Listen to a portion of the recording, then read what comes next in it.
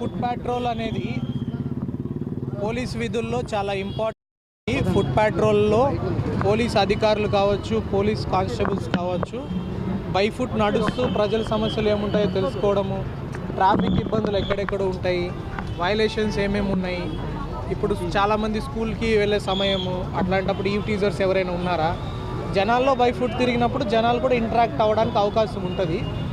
పోలీసులు మన కోసం ఉన్నారు కదని వాళ్ళకి ఏమైనా సమస్యలు ఉంటే డైరెక్ట్గా వచ్చి చెప్తారు. అది ఒక ఫుడ్ పాట్రోల్ ప్రజలకి రీచ్ అవ్వడంలో ఒక ఇంపార్టెంట్ ఆస్పెక్ట్ పోలీసింగ్లో.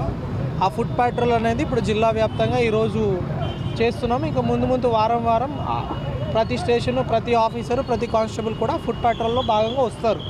వచ్చినప్పుడు జనాలు ఏమన్నా వాళ్ళ సమస్యలు ఉంటే చెప్తారు.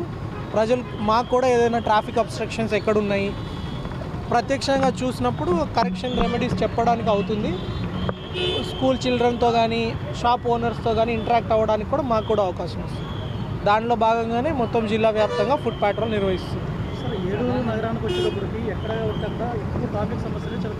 అంటే మనం కూడా ఒకటి అర్థం చేసుకోవాలా, మన అన్ని ప్లాన్డ్ సిటీస్ కాదు కదా, ఎప్పటి నుంచో డెవలప్ అయిన సిటీస్. ఒకేసారి అన్నీ కొట్టేసి అక్కడ ఇక్కడ తీసేయాలన్నా ప్రజలకు కష్టం. But at the same time police వాళ్ళకు కూడా మీరు అర్థం చేసుకున్నారు, పోలీసు వాళ్ళు ఎన్ఫోర్స్మెంట్ చేయడం ఆపడము ఒక 10% మా చేతుల్లో కంట్రోల్లో ఉంటుంది. నెంబర్ ఆఫ్ పార్కింగ్ ప్లేసెస్ ఉండాలి, ఆ రోడ్స్ ప్రాపర్గా డిజైన్ చేయాలి, ఫుట్పాత్ ఉండాలి, అప్పుడే ట్రాఫిక్ రెగ్యులేట్ చేయడం సులభం అవుతుంది. ఫర్ ఎగ్జాంపుల్ ఏలూరు చూస్తే చాలా కాలేజెస్ ఇన్సైడ్ టౌన్లో ఉన్నాయి మనకి, వాటికి కూడా ఒక ప్లాన్ స్లోగా తీసుకురావాలి. అంటే ఇవాళకి ఇప్పుడు మార్చేయమంటే ప్రజలు అందరు స్టూడెంట్స్ అందరూ ఇబ్బంది పడతారు. కానీ ఒక లాంగ్ టర్మ్ ప్లాన్ వేసుకోవాలి. దానికి సిటీ అవుట్స్కట్స్లో కాలేజెస్ని నెమ్మదిగా మొబిలైజ్ చేసుకోవడము, దానికి ఒక ప్లాన్ పెట్టుకోవడము. పెద్ద షాపింగ్ కాంప్లెక్స్ చూసాము, కొన్ని కాంప్లెక్స్ వాళ్ళు చక్కగా అండర్ గ్రౌండ్ పార్కింగ్ చేస్తున్నారు. కొంతమంది అండర్ గ్రౌండ్ పార్కింగ్ని మొత్తం కన్వర్ట్ చేసేసి దాన్ని కూడా షాపులు పెడుతున్నారు.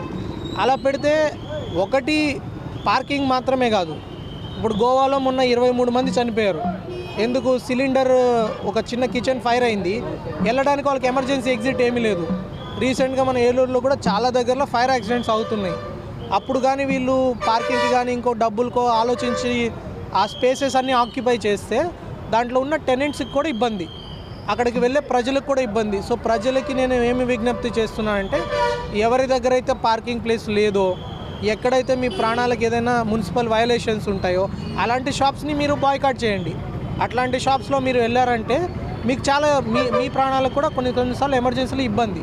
అప్పుడు వాళ్ళే తెలుసుకొని అట్లాంటివన్నీ వాళ్ళు క్రియేట్ చేసుకుంటారు. అది ఒక పద్ధతి. సెకండ్, అలాంటి ప్లేసెస్ని కూడా ఐడెంటిఫై చేసి AP police public safety act కింద వాళ్ళకి నోటీసెస్ కూడా ఇవ్వడం జరుగుతుంది. తర్వాత అన్ని షాపులు కూడా మేము విజ్ఞప్తి చేస్తున్నాము, డిజార్డర్లీ పార్కింగ్ చేస్తే మీ బిజినెస్ కూడా దెబ్బతింటుంది. అక్కడ మీకు వచ్చే వాళ్ళు ఇబ్బంది పడతారు, ఎవరు రారు. కాబట్టి సెక్యూరిటీ గార్డ్స్ని వాళ్ళు ఆల్రెడీ ఏర్పాటు చేసుకున్నారు చాలామంది, కొంతమంది ఏర్పాటు చేసుకోలేదు. వాళ్ళందరినీ కూడా ఒక తాటి కిందకి తీసుకొచ్చి వాళ్ళకి కొంచెం ట్రైనింగ్ ఇచ్చేసి ఈ ఆడ్ అండ్ ఈవెన్ పార్కింగ్, ఒకరోజు ఒక సైడ్ పార్కింగ్ చేపిస్తే మిగిలినంతా ఈజీగా పార్కింగ్ వెళ్తుంది.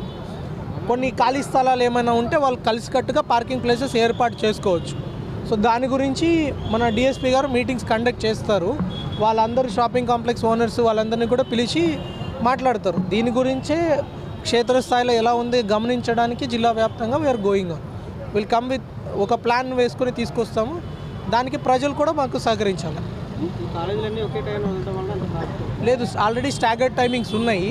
కానీ ఏలూరు కూడా ఒక విద్యానగరం కదా, ఎక్కువ మంది ఏలూరుకి వచ్చేది ఎందుకు? చుట్టుపక్కల గ్రామాల నుంచి చదువుల కోసం వస్తారు. మ్యాక్సిమం మన రోడ్స్ అన్నీ అంత వైడ్ లేవు, ఉన్నంతలో మనం మేనేజ్ చేసుకోవాలి. దానికి కూడా ఒక ప్లాన్ ఆలోచిస్తారు, ఫేజ్ వైజ్గా ఎలా మూవ్ చేయాలా. మనకి రోడ్స్ కూడా అన్ని చుట్టుపక్కల కెనాల్స్ ఉండడము, రైల్వే లైన్స్ ఉండడం వల్ల మనకి ఆల్టర్నేట్ రూట్స్ కూడా ఎక్కువ లేవు. అప్పటికి మన వాళ్ళు ఈవెన్ కలెక్టరేట్, ఎస్పీ ఆఫీస్ దగ్గర మేము చాలా పార్కింగ్ చేయించుకుంటున్నాం వెహికల్స్. వీళ్ళకి ఆల్టర్నేట్ ఎలా వ్యవస్థ చేయాలనేది లాంగ్ టర్మ్లో వర్కౌట్ చేస్తాము. ఇప్పుడు 2 సైడ్లు రోడ్డుకు ఉన్నాయి పార్కింగ్. చూస్తే మీరు ఒక సైడ్ పెట్టుకుంటే ఈజీగా వెహికల్ మూవ్మెంట్ అనేది ఉంటుంది. దాని గురించి వర్కౌట్ చేస్తాం. Okay, thank you.